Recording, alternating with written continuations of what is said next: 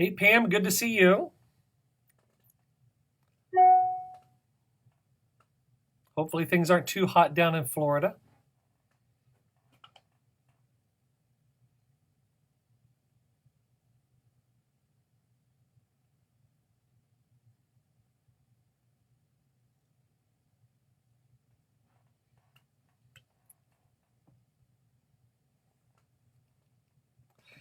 Well, that's good. It's always good to know there's somebody watching.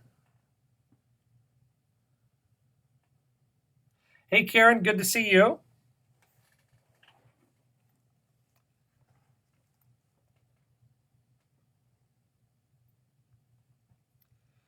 Fortunately, the weather here in DC has improved a little bit. It's been right around 100 degrees for the last 2 or 3 days. And we had a cold front move through with a couple thunderstorms. And tomorrow, the high will be about 77. So that's going to be a little bit more comfortable this time of year instead of 100 degrees and 90% humidity, which would make it just like Florida.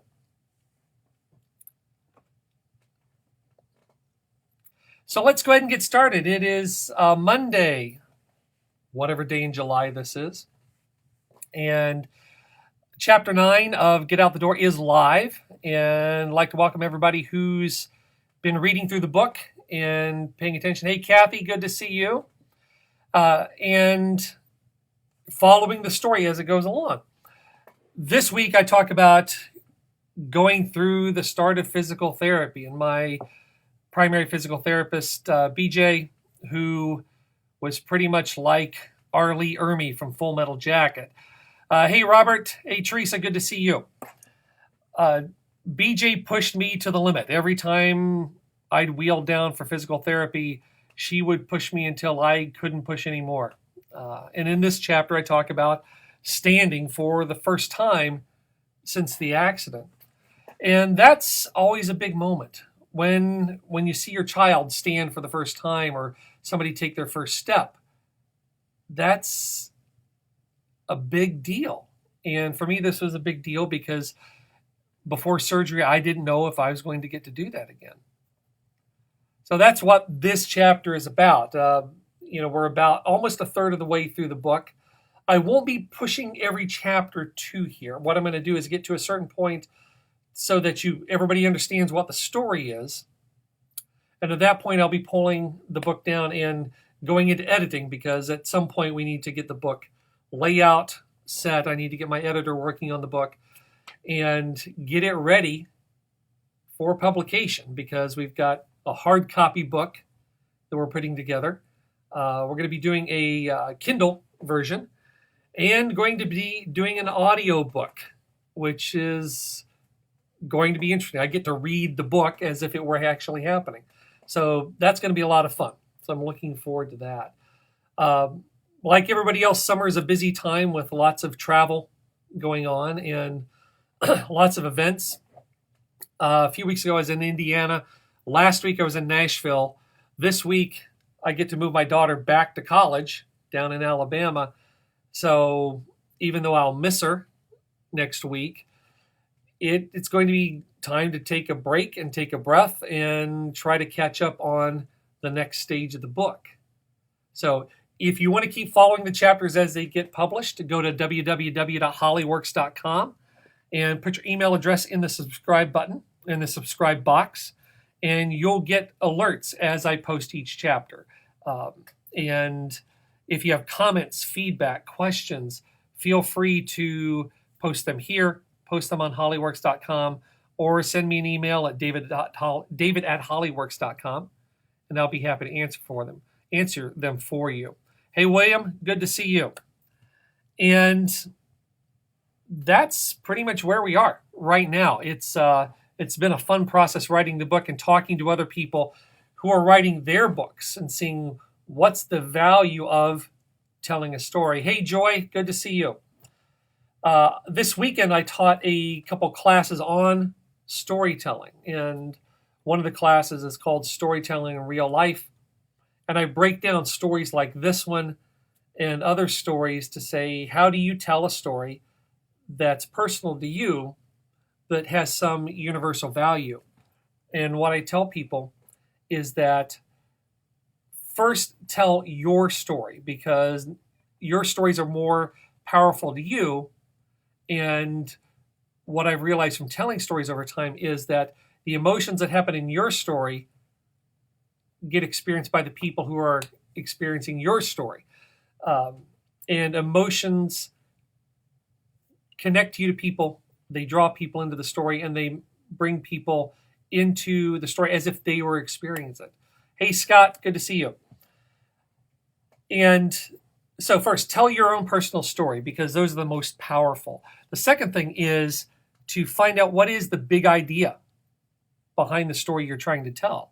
In this story, which is about having a motorcycle accident and learning to walk again and moving on from that, is that the hardest part of any journey isn't the journey itself, even though there is a lot of work done during that journey. The hardest part for most people, myself included, is really just getting started.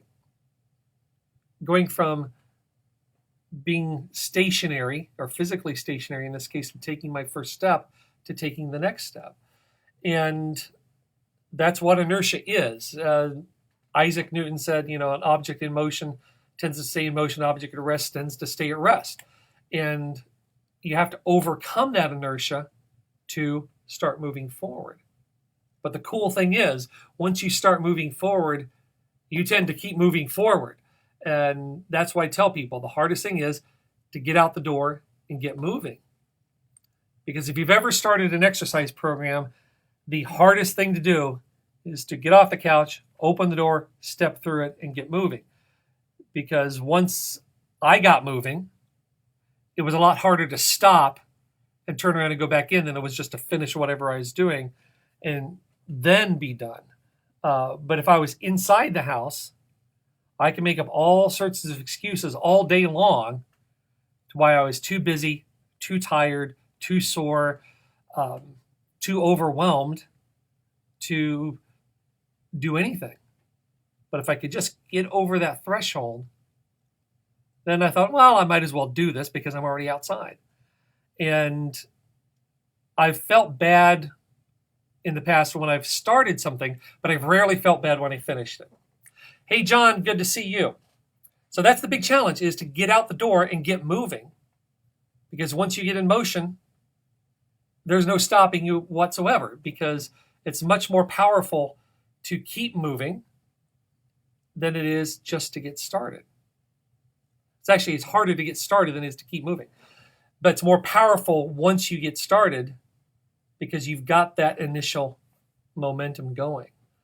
And if I can share any message with people who may read this book, is whether you want to go for a promotion, whether you want to acquire a new skill, whether you want to start a new exercise program, or if you just want to change what you're doing tomorrow from what you're doing today, is get started. Don't worry about what the finish line is, because that changes over time, depending on the goal. Hey, Rick, good to see you. Things do change once you get in motion. You say, well, maybe this goal isn't the perfect one, but now that I'm moving forward, maybe this one is a better way to go. Because sometimes you run into an obstacle that you try to get over, you try to get under, you try to get through. Sometimes you have to go right or left to move forward. So don't worry about what the end goal is. Worry about getting started, because that's what gives you the power to move forward and get to where you want to go. Hey, Joanne, good to see you. And that really is the message of this story, is getting started is what gets you going. And it may seem really hard, but don't try to take big steps. Don't try to solve the whole problem all at once. Just have faith in the process that once you get in motion, that the answers will show up. They'll show up from friends, they'll show up from acquaintances, they'll show up from mentors or coaches, or just show up when you're ready to see them. Because sometimes those answers aren't available until you commit and get moving. So if there's any lesson that I learned from this process, was getting started was the hardest thing, but it was also the most important thing. So that's my story, and I'm sticking to it. I will see you next week. I will probably be doing this from a different location. So my background will look different. I'll be in an airport or somewhere around here. If the time changes, I will let you know. But no matter what you want to do, no matter where you want to go, the hardest thing you'll ever do is to get out the door. But once you do, the rest is easy. I'll see you next week. Keep reading, keep posting, and if you have comments to let me know, I'll see you next week. And until then, get out the door.